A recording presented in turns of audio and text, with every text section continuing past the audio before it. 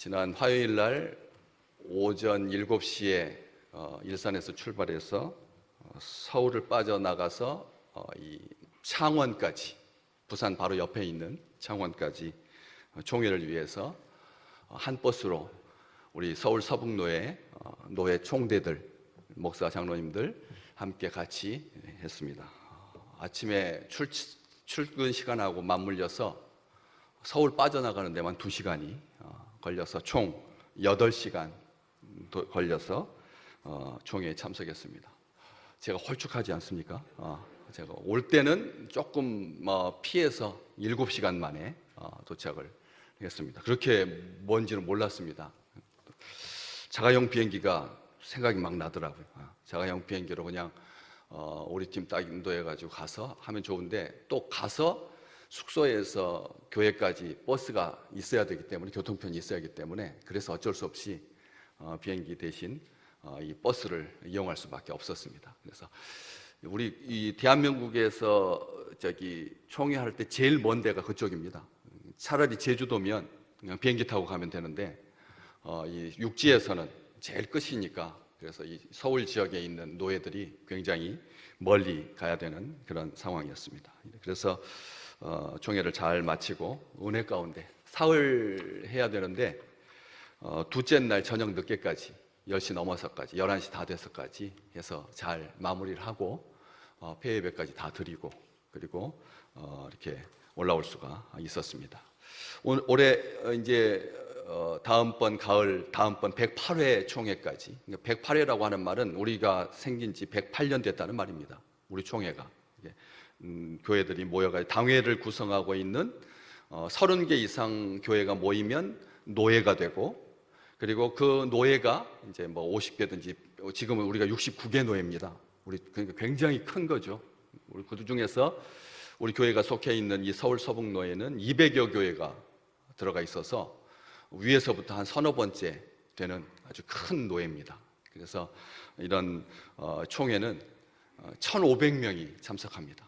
노예원이라 그래서 다 참석하는 것이 아니라 딱 1,500명만 뽑아가지고 총대로 참석하는데, 너무 많습니다. 너무 많아가지고 이렇게 발언을 하거나 그럴 수가 없습니다. 그냥 듣는 것이 답니다. 앞에서 대부분 다 실행위원들이 다 결정하고 또 정의해서, 그래서 우리에게 보고만 하고, 우리가 전체 투표해야 되는 경우만, 요즘 너무나 편해져가지고 번호키를 가지고 찬성은 1번, 반대는 2번 이렇게 누르기만 하면 그 즉시로 찬성 반대가 떠가지고 더 이상 개수할 필요도 없이 오류도 없이 착석 인원까지 다 파악이 돼가지고 아주 신속하게 잘 마칠 수가 있었습니다. 어마어마한 분량입니다. 총회 자료가 거의 이 성경책보다 더 두꺼우니까. 그래서 그런 회의를 은혜 가운데 기도해 주셔서 아주 잘 마쳤고, 제가 노예 서기로 이렇게 섬겨서 이 큰 행사를 치르는 건 아무것도 탈나지 아니하고 어긋나지 아니하고 행복하게 잘 마칠 수 있어서 보고 드립니다. 우리 교회 성도들이 총회 헌금 많이 해주셔서, 다 이렇게 많이 하는 교회는 흔치 않습니다. 이런 정도의 규모에서 우리 교회만큼 많이 하는 교회가 없습니다. 그래서 직원들은 10,000원 이상, 그리고 우리 성도님들은 3,000원 이상, 아직도 혹시라도 빠지신 분들은 없이 다 이렇게 참여해 주셔서 총회가 잘 운영될 수 있도록 그렇게 협조를 해 주시기 바랍니다. 이 107회이기 동안, 그래서 오늘 주보도 보시면 주보의 이 주제가 바뀌었습니다.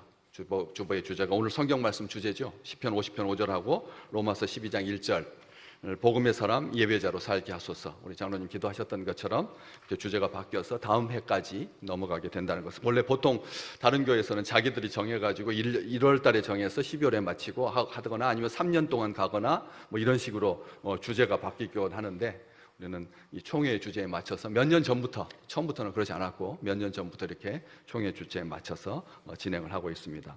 시편 50편과 로마서 12장 1절, 오늘 설교 제목 나의 성도들을 내 앞에 모으라. 우리 하나님께서 하신 말씀입니다. 내 성도들을 내 앞에 모으라. 예배와 관련된 말이거든요. 그래서 시편 50편은 아삽이라고 하시는 분이 지은 시입니다. 아삽이라고 하는 분은 다윗 왕 때 찬양 대장, 다윗 왕 때 찬양을 주관했던 찬양의 대장입니다. 세 사람이 계시는데 찬양 대장이 세 사람의 이름이 성경에 기록되어 있습니다. 그렇기 때문에 놀라운 거죠. 축복이기도 하고요. 찬양대를 전체를 총괄하는, 그리고 직접 자기가 시를 지어서 찬양대가 찬양할 수 있도록 그렇게 했던 그분인데, 시편 전체에서 이 아삽이라고 하는 찬양대장이 지은 시가 12편입니다. 본편을 포함해서 12편이나 돼서 12편이라고 하는 숫자가 상징하는 것처럼 매달마다 한 번씩, 정말 축복받은 사람이죠. 매달마다 한 편씩 그 자기가 지은 시로 곡을 붙여가지고 하나님 앞에 찬양하는 거니까 얼마나 아름다운 그런 삶이었습니까? 그래서 그 시가 고스란히 이렇게 남겨 있는데, 시편 오늘 50편은 이 바른 제사 예배에 대해서 우리에게 아주 깊은 통찰을 준다는 점에서 이번 총회 주제하고 딱 맞는 것이 되는 거죠. 로마서 12장 1절, 너희의 몸을 거룩한 산 제물로 드려라. 너희의 몸을 드리라고 하는 말은 불태워서 자기 몸을 태우라는 말이 아닙니다. 내 몸을, 나의 삶을, 나의 생각을, 나의 중심을 하나님 앞에 거룩한 살아있는 제물로 우리의 삶을 드리라는 뜻입니다. 주일날 예배에 참석하는 게 우리의 목적이 아니라는 거예요. 예배에 참석하고 출석 카드에 도장 찍듯이, 아니면 예배 안 드리면 월요일날 출근하다가 오른쪽 타이어 파크에 펑크가 나지 않으려고 예배 드리는 게 아니라는 거예요. 우리의 자녀들이 사고당하지 아니하도록 그런 액땜을 하려고 예배 드리는 게 아니라는 거예요. 우리의 삶으로 하나님께 예배 드리는 거죠. 우리의 삶으로. 그래서 이 두 편, 보통 저는 한 말씀만, 신약이든지 구약이든지 그렇게 본문으로 이렇게 정해서 우리 성도들과 함께 나누고 있는데, 요즘 많은 교회들이 이렇게 구약의 말씀과 신약의 말씀 두 편을 가지고 그렇게 하는 경향들이 있습니다. 경향들이 있는 건데, 이게 틀렸다 맞고를 떠나서 오늘 그런 의미를 가지고 같은 주제이기 때문에 본문이 두 개가 되는 것인데, 여기 시편 50편 1절 말씀에 보면 우리 하나님에 대해서 아삽이 뭐라고 고백하고 있느냐면, 전능하신 이 여호와 하나님, 전능하신 우리 하나님을 전능하신 여호와 하나님이라고 그렇게 표현하고 있습니다. 이게 우리가 생각할 때 하나님이 전능하신 하나님이라고 말하는 것이 쉬울 것 같아도, 우리가 하나님 부를 때 전능하신 하나님, 이렇게 혹시 기도하시는 분 계십니까? 하나님 부를 때 우리 아버지 하나님 이렇게 하죠. 저는 주 우리 아버지 하나님이라고 하는 말을 선호하거든요.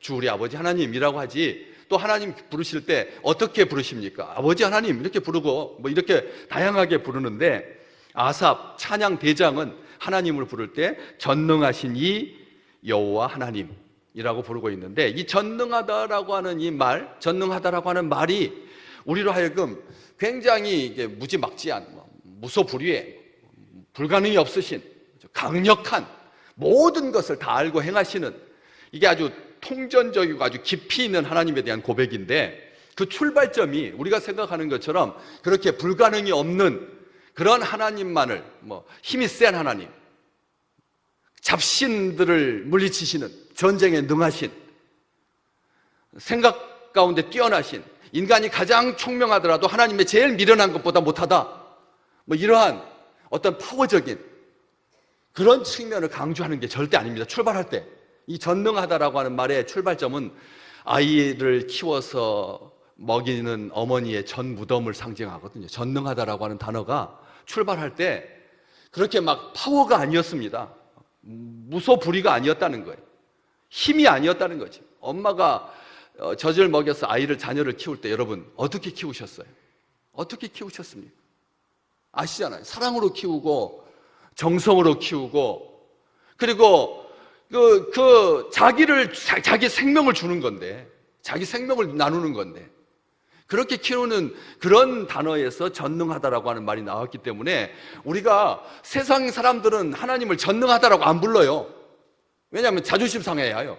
하나님 앞에 전능하다라고 하면 자기들이 꿀린다고 생각하고 자기들이 약하다라고 생각해서 하나님 부를 때 너희 신, 니네 신, 하느님, 하늘에 계신 신, 하느님이라고 말하고, 너희는 기독교인데 카톨릭하고 싸운다며 카톨릭에서는 하나님을 하느님이라고 하고, 그리고 기독교는 하나님이라고 해가지고 하나님과 하느님이 싸우는, 저 용어도 통일하지 못한 그런 주제에 뭘 하나님이 하느냐라고 하고 얕보는 거거든요. 그래서 자기 생각으로 하나님을 평가하다 보니까 하나님 용어를 아주 만홀히 여기는 거죠. 전능하신 하나님이라고 하지 아니하고 우리 하나님을 그런 식으로, 그래서 인간적인 자기 기준과 생각에 따라서 될 수 있는, 못하는 것은 신이 좀 거들어 줘야 되고 자기가 할 수 있는 일은 자기가 할 수 있다고 생각하는 거예요. 전능하다라고 하는 이 말 속에 하나님 앞에 모든 것을 감사하고 하나님을 신뢰하는 것이 아니라 감기 정도는 내가 이길 수 있으니까 신이 필요 없고, 금리를 어떻게 내려야 되나, 이런 전쟁적인 차원, 전염병적인 차원은 감당할 수 없으니까 신이 좀 관여해야 되고, 이런 식으로 신에 대해서 생각한다는 것이죠. 대장은 그렇게 생각하지 않습니다. 전능하신 하나님, 1절 말씀에 창조주이고 생육과 번성의 주관자 되시고, 2절 말씀에 온전히 아름다운 시온에서 빛을 비추어 주시고, 이 온전히 아름다운 시온, 지금 이스라엘 땅에 있는 예루살렘 그 성전이 있는 그 동산, 그 언덕, 거기에 시온이거든요. 그런 지명을 말하는 게 아닙니다. 이스라엘에 있는 어떤 땅을 말하는 게 아닙니다. 이 시온은 땅에 속하지 않습니다. 왜냐하면 앞에다 붙이는 수식어가 온전히 아름답다라고 하는 이 평가에서, 수식어에서 볼 수 있듯이 지상에서 온전히 아름다운 땅은 없습니다. 지명은 없습니다. 어디가 있습니까? 어떤 땅이 그렇습니까? 어디가 최고의 아름다운 땅입니까? 이 수색, 물 색깔이 고운 땅, 수지, 물이 많은 땅. 그래서 이게 지명에 보면 우리 조상들이 참 현명하게 잘 붙였거든요.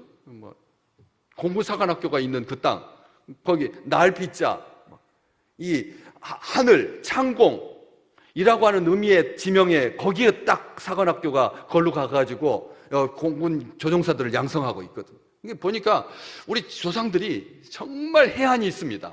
땅 이름 잘 붙였습니다. 땅 이름 잘 붙이는 게 중요합니다.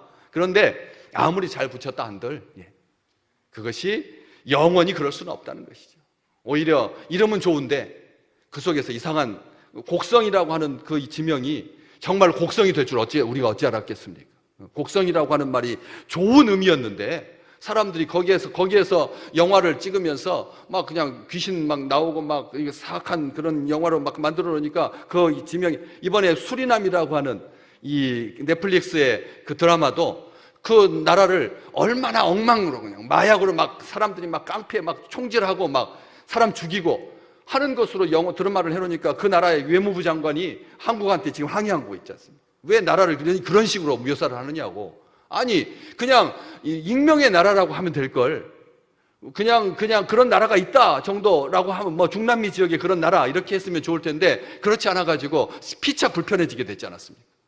그런 것처럼 이 땅에 지명이 아름다울 수는 없습니다. 그러니까 여기에 나오는 온전히 아름답다라고 하는 이 표현은 하늘의 시온을 말하는 겁니다. 무슨 뜻입니까? 눈부신 시온은 온 세상의 주인이신 하나님의 아들 예수 그리스도께서 좌정하신 통치의 보좌인 바로 그 시온을 말하는 겁니다. 그렇기 때문에 전능하신 하나님은 우리의 구속자가 되시고 우리의 보호자가 되시고 인도자가 되시고 주인이 되신다. 우리 주님이 바로 그 하나님이다. 지금 그것 말하고 있는 거예요. 아삽이. 참 믿음이 좋은 사람은 그렇습니다. 하나님을 고백하는 거죠. 우리 주님을 지금 2000년 뒤에 나오실 주님인데 그 솔로몬 뒤에 예수 그리스도께서 이 땅에 오시는 것이 몇천 년 뒤 이야기인데 대장은 그렇게 고백하고 있다라고 하는 것이죠. 그래서 하나님 앞에 말합니다. 3절 말씀에 그 앞에는 삼키는 불이 있고 그 사방에는 광풍이 분다고.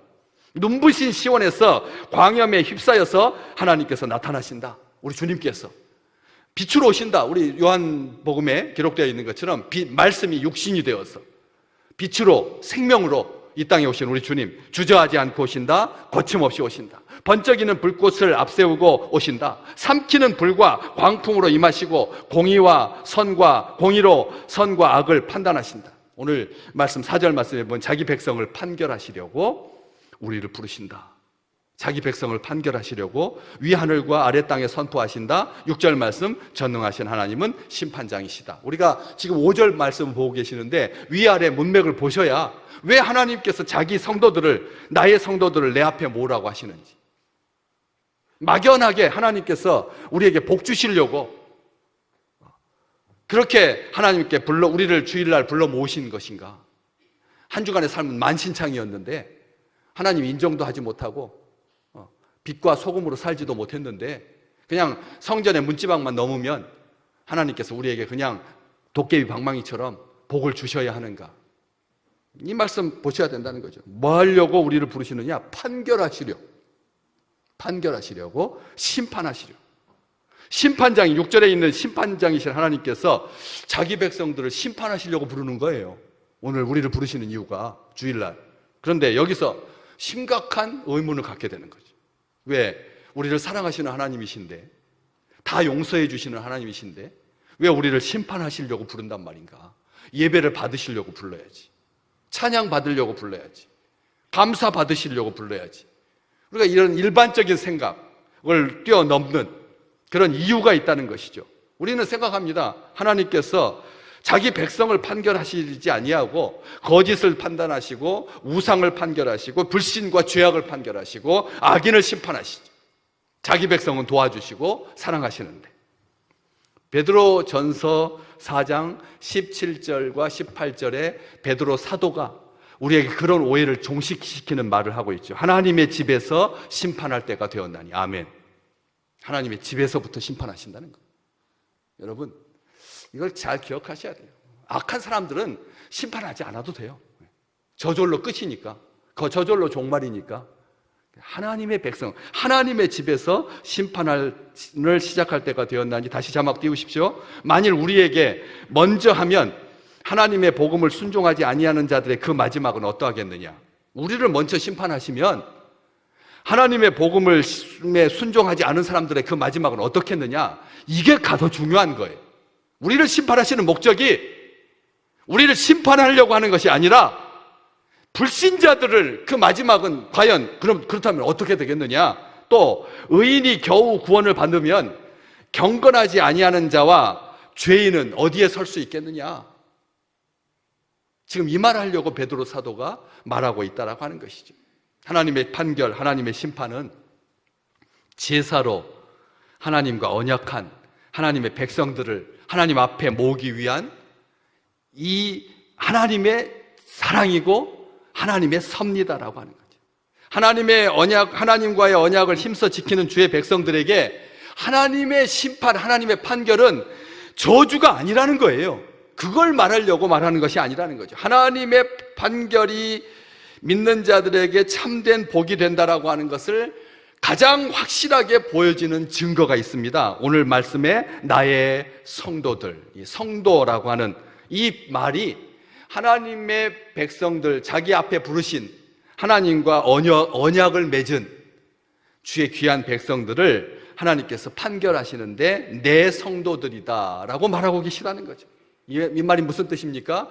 죄된 인간의 모습은 다 사라지고 하나님의 백성, 주의 영광을 위해서 새롭게 창조된 주의 백성들, 그 성도들, 그렇기 때문에 우리는 하나님의 아들 예수 그리스도의 생명으로 구원하신 주의 백성이라고 하는 것을 우리에게 보여주고 있는 것이죠. 우리는 하나님과 제사로 언약한 사람들입니다.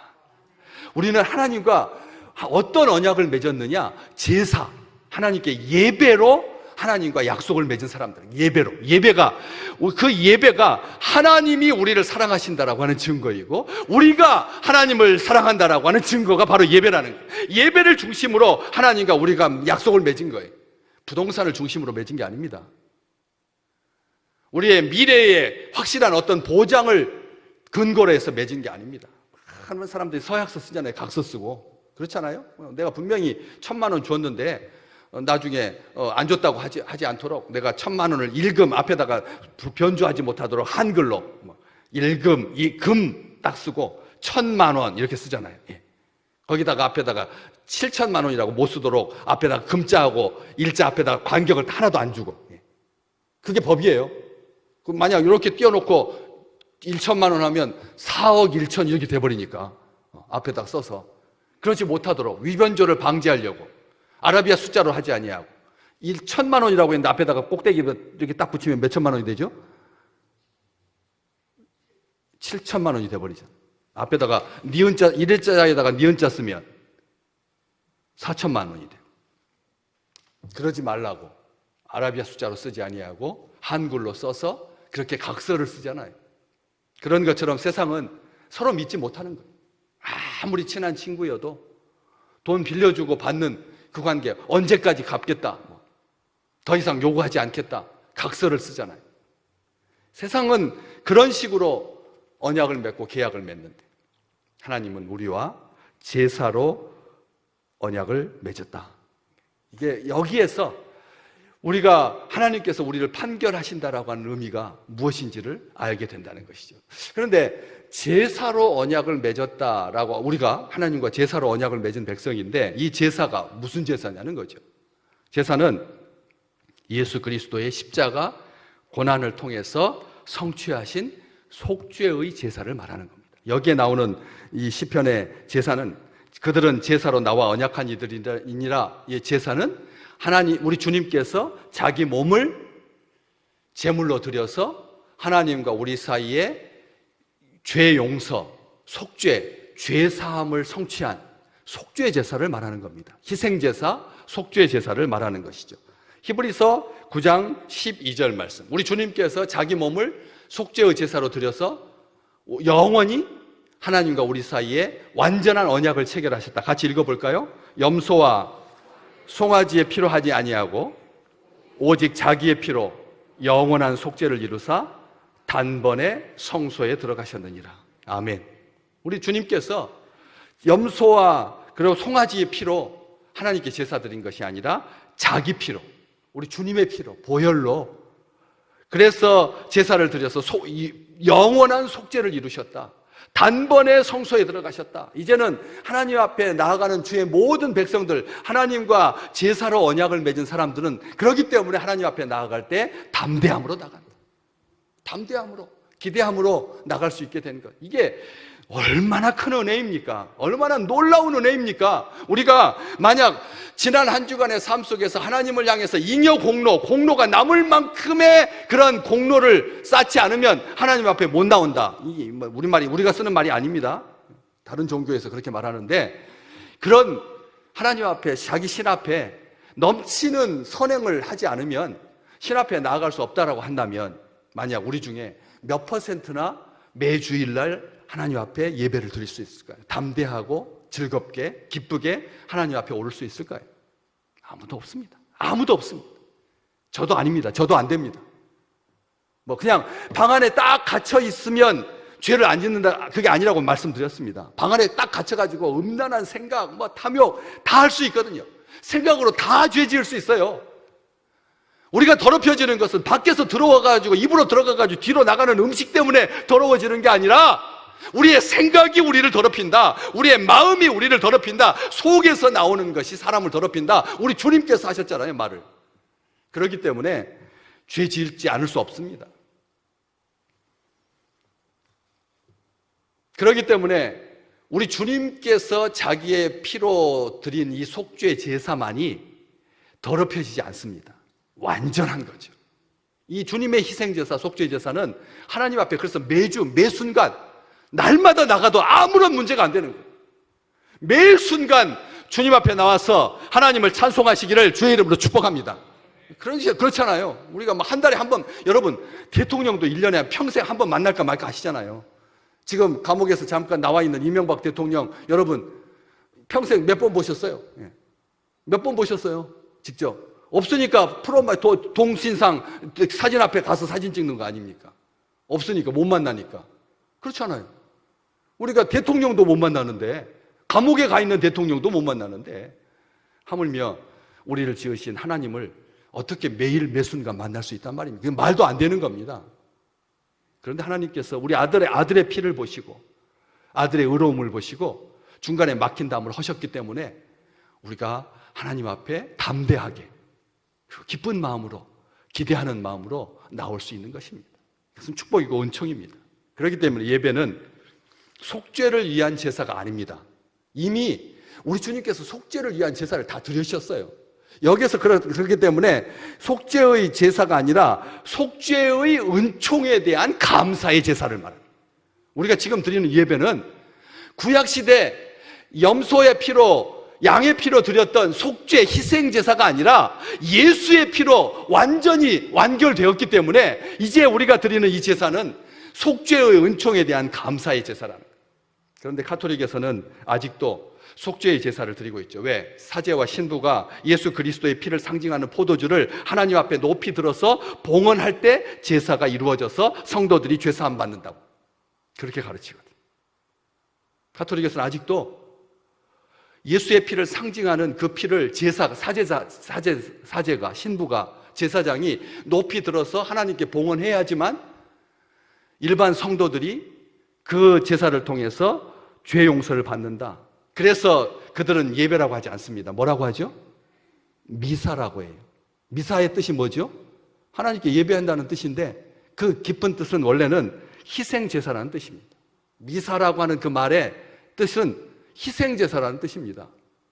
아직도 예수 그리스도의 피가 주는 자유함을 누리지 못하고 여전히 사제에 의해서 예수 그리스도의 피를 상징하는 포도주를 통해서 하나님께 드려야지만 하나님 앞에 나아갈 수 있는 우리보다 자유함을 못 누리고 있는 것입니다. 가톨릭을 정죄하려고 하는 게 아닙니다. 어떤 생각으로 하나님 앞에 예배드리냐가 이렇게 이만큼 중요하다는 거예요. 그렇기 때문에 우리는 예수 그리스도가 흘린 피의 제사, 속죄의 제사로 하나님과 언약을 맺은 하나님의 백성입니다. 그래서 하나님께서 그 제사로 언약을 맺은 성도들을 앞에 모으시고 판결하신다. 이 말씀은 무슨 뜻입니까? 언약을 입에다 두는 자를 하나님께서 책망하신다는 거예요. 행함이 없이 머무는 언약은 심판을 자초할 뿐이라는 거예요. 어떻게 확인할 수 있습니까? 시편, 오늘 지금 50편 보고 계시는데 16절부터 쭉 한번 보십시오. 16절부터 17절까지 같이 한번 읽어볼까요? 16절. 악인에게는 하나님의 이르시되 네가 어찌하여 내 율례를 전하며 내 언약을 네 입에 두느냐? 네가 교훈을 미워하고 내 말을 네 뒤로 던지며. 어때요? 누구를 하나님께서 판결하시는 거죠? 율법을 가지고 악한 자들이 하나님의 율례와 언약을 지키지 않으면서 교훈하고 가르치고 비판한다는 거예요.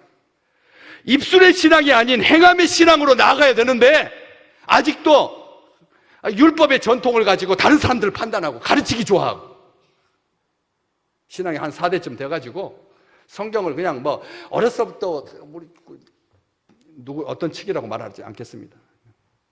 그래가지고 가정예배 맨날 드리는 아이가 피곤하건 말건 우리 집에는 가정예배가 사명이다 해가지고 자녀들을 그냥 다 불러 모아가지고 어렸을 때부터 꾸벅꾸벅 졸고 있는데 새벽에 일으켜 세워가지고 예배를 드려가지고 그때부터 말씀을 잔뜩 들어가지고 나중에 모든 말씀을 마치 다 알고 있는 것처럼 하나님의 말씀을 다 아는 것처럼 다른 사람을 무시하고 다른 사람들을 판단하고 그러지 말라는 거죠. 그런 사람들을 하나님께서 판결하신다는 거예요. 심판자, 행함은 신실한 믿음의 증거입니다.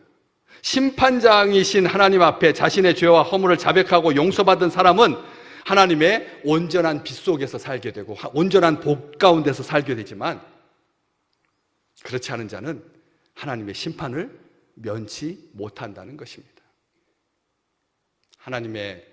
하나님과 우리 사이에 제사로 언약을 맺은 복받은 주의 백성들이요, 복음의 사람, 예배자로 사는 사람들이요, 오늘 이 말씀 기억하십시오. 하나님은 예배를 받으실 때 제물의 마음을 빼앗기지 않으십니다. 하나님은 예배자의 마음 중심을 보십니다. 사람은 속일 수 있을지 몰라도 하나님까지는 속일 수 없습니다. 오늘 50편 맨 뒷절 23절 우리 같이 너무나 잘 아는 말씀이죠. 한번 같이 읽어볼까요? 감사로 제사를 드리는 자가 나를 영화롭게 하나니 그의 행위를 옳게 하는 자에게 내가 하나님의 구원을 보이리라. 아멘. 하나님 앞에 우리가 예배 드릴 때 뭘로 드린다고요? 감사로. 마음의 중심에 있는 게 뭡니까? 감사인 거죠. 감사로 하나님께 예배를 드린다라고 하는 것입니다. 마음이 없이 제물만 드리는 형식적인 예배는 하나님께 짐이 될 뿐이다. 이사야서 1장 14절 말씀 함께 같이 한번 읽어볼까요? 내 마음이 너희의 월삭과 정한 절기를 싫어하나니 그것이 내게 무거운 짐이라 내가 지기에 곤비하였느니라.